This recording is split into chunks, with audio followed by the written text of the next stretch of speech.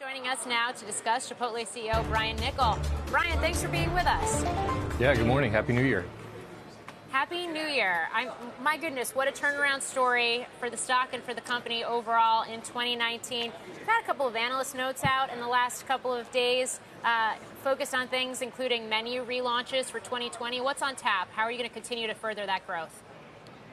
Yeah, so obviously we've had a phenomenal 2019 and really excited to get rolling in 2020. I believe we're building just a wonderful culture. We've got 85,000 employees across all our restaurants, and those guys and gals just do a phenomenal job every day of giving people great Chipotle experiences. And, I think we made a lot of progress in our operations in the restaurants, so I think the food is consistently better. I think the speed at which we're doing it is better. And then obviously we've added new access around this digital space and the digital system. And that's been a real growth driver in the business. And then the other thing that we've done is, we've done some fun things around the menu, whether it was lifestyle bowls or most recently the carne asada steak. Yeah, and certainly want to get into the digital piece of this in a little more depth in just a moment. But first, earlier in the hour, we were having a conversation about the fact that many companies have seen margins come under pressure because of higher labor costs, wage growth. We have some minimum wage increases set to take effect this year. Has that been a headwind for Chipotle? How are you thinking about that versus balancing it with this idea of prospective consumers having more money in their pockets? Yeah, obviously, we've been very focused on making sure that we provide our employees with the right wages, the right benefits, everything that goes into the Chipotle job. And, we historically have been one of the higher payers. But I think what we hear back from our employees is what they're really excited about is the fact that they get to be a part of a growth company. They can join us in one of the crew roles, but then quickly work their way from crew to a service manager, a kitchen manager, a restaurant manager, and then ultimately even a field leader or something beyond that. So they love the purpose that our company has around food with integrity. So we attract, I think, the right type of employee, and then we teach them real culinary skills, and then they get really excited about the growth opportunities, and then we try to surround them with all the right benefits. I don't know if you saw some of the things we recently announced: mental health benefits, English as a second language for not just the employee but their entire family.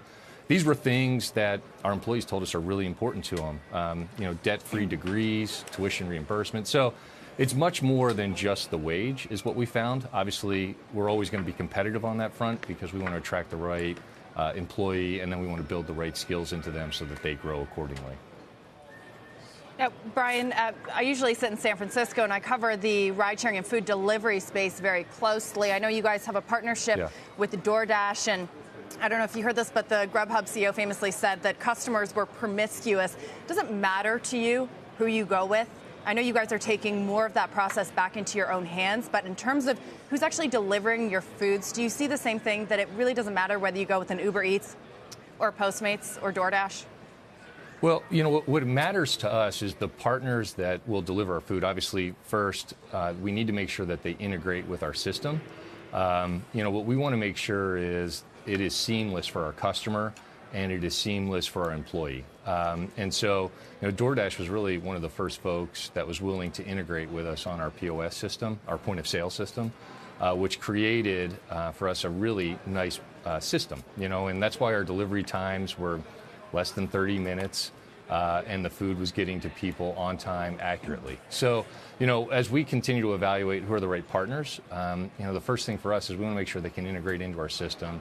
The next piece of the puzzle is, can they deliver it at the speed and the accuracy that we're looking for?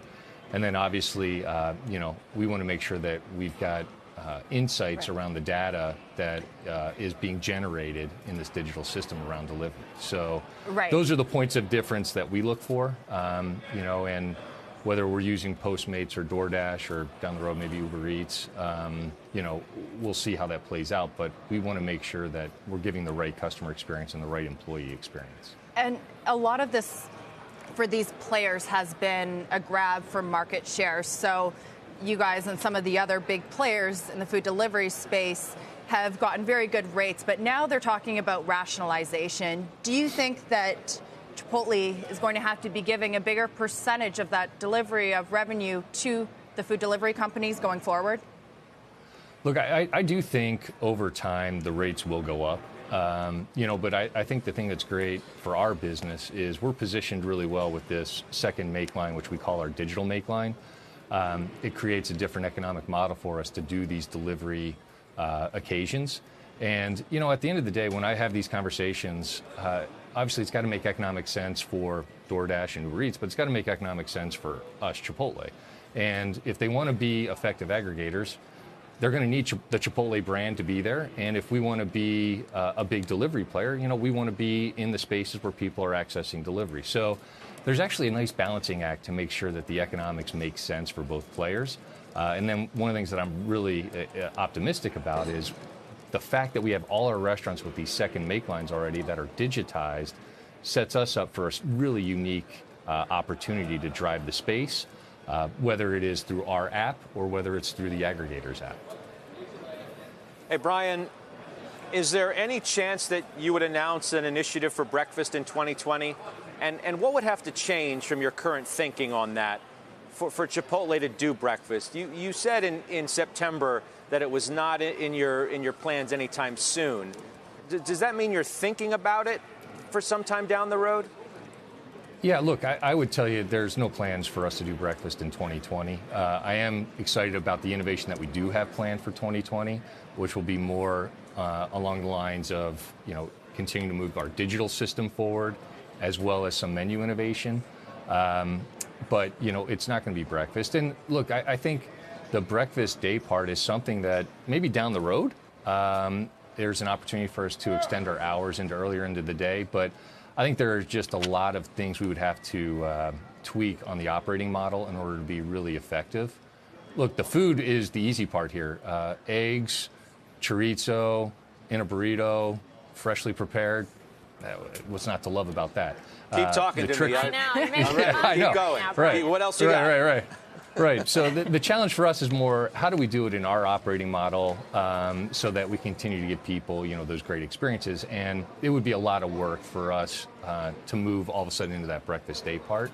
And there's so much opportunity, frankly, in the lunch day part, the afternoon day part, the dinner day part, the digital system around all this, that we're not ready to take that on. But, down the road, it could be another growth opportunity. But for now, we've got so much growth opportunity in the day parts we're already in, with the food that we're already providing, that we're not going to get ourselves distracted with that right now. You are taking on drive-through infrastructure at a number of your locations, though. Break down the economics. Why does it make sense to do that? Yeah, so thanks for asking about this. We have it in about 60 of our restaurants now, and it's another access point, frankly, for our digital system. And the reason why we love it is, it's already really fast at Chipotle when you order in our app. Or you order in the website. We have these pickup shelves so that when you walk in, you literally just grab your order and you go. Because you've already paid, you've selected the time that it was going to be prepared. What this drive-through window allows now in our Chipotlane is another access point, so you don't even have to get out of your car to grab your food. And we were already really fast. Now, I've seen in these restaurants, average times, less than 20 seconds. Somewhere between 10 and 20 seconds, because literally you've ordered ahead, it's gone to our digital make line, which is that second line that I've talked about. They make the food based on the time that you select. You drive up to your selected time, pull up to the window, you'd say, it's Morgan, I'm here for my Chipotle order. We hand it out the window and off you go. And, it's hugely convenient, and we love it because one of our best economic transactions or most profitable transaction is off of our digital make line. So creating another access point where people can order ahead and get orders from our digital make line, it's a great thing. It drives top line, bottom line, and customer experience. So that's, those are all really good things. Wow. Lastly, and quickly, Brian, given the fact that it is the last day of the fourth quarter, any kind of guidance you can give us on how the last 3 months have fared in terms of comp sales? Obviously we don't do that. We'll have our earnings call in early February, but we are really proud of what we've accomplished in 2019. Really proud of our teams.